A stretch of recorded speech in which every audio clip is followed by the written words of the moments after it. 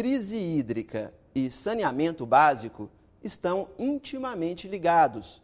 O país joga fora 8 bilhões de reais por ano com perdas de água tratada. Dinheiro que poderia reforçar o caixa das empresas estaduais de saneamento e permitir, por exemplo, mais investimento em coleta e tratamento do esgoto. Essa audiência é decorrência do relatório que me foi incumbido de elaborar em relação a uma avaliação das políticas públicas dos últimos anos em relação à água, esgotamento sanitário e energia. É evidente que essa comissão tem esse desafio de identificar, a partir dessa audiência e de outras contribuições que poderão ser remetidas à Comissão de Infraestrutura do Senado Federal, para que a gente possa, no relatório, indicar as mudanças mais pertinentes ou mais urgentes. Apesar dos avanços dos últimos anos, e foram avanços importantes, nós estamos ainda muito distantes de ter uma situação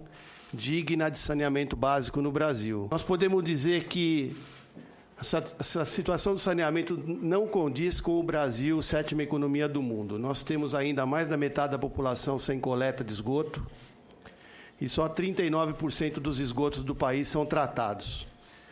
Quer dizer, isso fala por si. A maior parte do esgoto do país ainda vai para a natureza. Ainda temos 35 milhões de brasileiros que não têm acesso à água tratada, 6 milhões de brasileiros que não têm um banheiro. Então, podemos dizer que nós temos ilhas de excelência em saneamento e uma parte grande do país que precisa avançar muito ainda. No que se refere ao tratamento de esgoto, a situação é ainda pior. Nós temos ainda uma dificuldade muito grande de ampliar o tratamento do esgoto. Temos muitos municípios grandes que fizeram um trabalho grande de coleta, das redes de coleta, mas mesmo esses grandes municípios evoluíram um pouco no tratamento do esgoto. Então, nós temos muitas cidades que coletam 90% do esgoto e tratam 10%, 20%. O tratamento do esgoto é um dos indicadores mais atrasados do Brasil. Isso explica a qualidade dos rios urbanos. O fato de muitos municípios não terem feito ainda toda a sua rede de coleta e mesmo o tratamento do esgoto mostra por que os rios ficaram nessa situação, a ponto de a gente não conseguir usar os rios nesse momento de falta de água. O primeiro reflexo que uma cidade tem quando não tem saneamento é sobrecarga dos postos de saúde e dos hospitais por doenças transmitidas pelo esgoto. Só a falta de recurso não explica tudo isso daqui. Se a gente colocar 300 bilhões de reais no saneamento hoje, não vai mudar quase nada. Então, nós precisamos mudar muita coisa, eliminar gargalos, para que a gente possa avançar. Que se atente também para isso. O problema pode ser resolvido através de investimentos, claro, como está sendo resolvido, mas também através de economia de gastos, tanto gastos públicos como com relação ao consumidor. É um tema que infelizmente ele não esteve, né, nos movimentos de 2013, nas passeatas de junho. Eu não vi nenhuma placa defendendo mais saneamento. Eu vi mais educação, vi mais segurança, mais saúde, procurei saneamento, não achei. Queria crer que as pessoas, quando pedem saúde, elas estão pedindo também saneamento, mas nem sempre esse link é feito. O saneamento ele tem 4 pilares, o esgotamento sanitário, o abastecimento de água, a drenagem urbana e resíduos sólidos. Os operadores tratam de 2 desses pilares, o esgotamento sanitário e o abastecimento de água. E dentro do Plano SAB, que foi feito pelo governo federal, está previsto que, para universalizar, precisaria investir 303 bilhões até o ano de 2033. Precisaria investir, então, cerca de 17 bilhões, 16 ou 17 bilhões por ano. No ano 2014, todas as empresas de saneamento juntas investiram cerca de 9 bilhões, dos quais mais de 3 foi a Sabesp, que é a maior empresa do setor. Nós temos, em 2013, nós tivemos um investimento da ordem de 10,5 bilhões e nós temos que chegar nos 16 para seguir com o Plano Nacional de Saneamento. Então, apesar dos avanços, nós ainda estamos distante da meta projetada pelo governo federal para que a gente tenha todo mundo com água e esgoto em 2033. Só tem um tributo sobre água e esgoto. Não tem imposto municipal, não tem ISS, não tem estadual, não tem ICMS, o único é o PIS/COFINS. Só a Sabesp paga perto de 700 milhões de reais, todas pagam, empresas municipais, estaduais, todas. Qual a nossa proposta? É que esse dinheiro vá para investimento. Então, poderia haver um risco, olha, vai tirar o imposto e vai virar custeio de empresa. Vai tirar o imposto e vai virar tarifa mais baixa.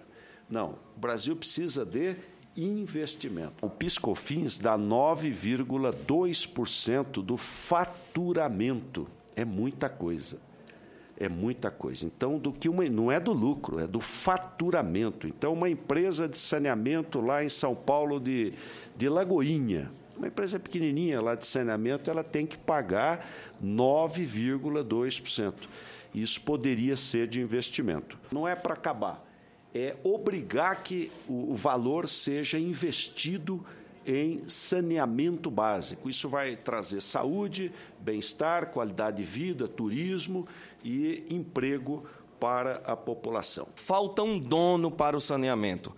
Quem é no país o responsável pelos resultados que nós temos ou por reverter os baixos resultados que nós temos? Nós temos 22 unidades da federação que coletam menos de 50% do esgoto. Então, isso não é a companhia A, B ou C que é errada, que é ineficiente. O nosso modelo está falido. Se quiser falar de saneamento, tem que falar com as empresas, que são elas que operam no dia a dia. Então, não dá para ter uma política que parte dela está no Ministério das Cidades, parte dela no Ministério da Integração, parte na FUNASA, parte no DENOX, parte na CODEVASF. Ou seja, a gente vai tendo diversos órgãos querendo tratar de saneamento e perdendo uma visão conjunta. E as empresas se submetendo a regras diferentes em todos os estados do país, né, com estruturas diferentes e tendo que dar resposta à sociedade. Então, ou a gente reorganiza isso, ou a gente vai ficar muito tempo discutindo e tendo pouca efetividade. Nós precisamos de pensar por bacia. E os sistemas integrados têm que ser pensados da forma como eles foram construídos, integrados. Nós vamos ter em Pernambuco o maior sistema integrado do mundo. Serão 1.300 quilômetros de adutoras, tirando água do Rio São Francisco e levando para 68 cidades uma população de 2 milhões de habitantes.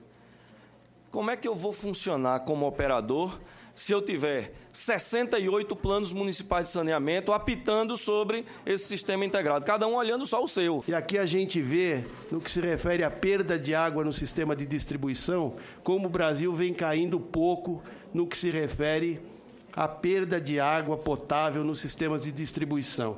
Quer dizer, a gente saiu de uma taxa de 45 em 2004, 10 anos depois, nós estamos aqui em 37. Quer dizer, isso no momento que tinha muita água era um indicador esquecido. Nós podemos dizer que era um indicador que ninguém prestava muita atenção.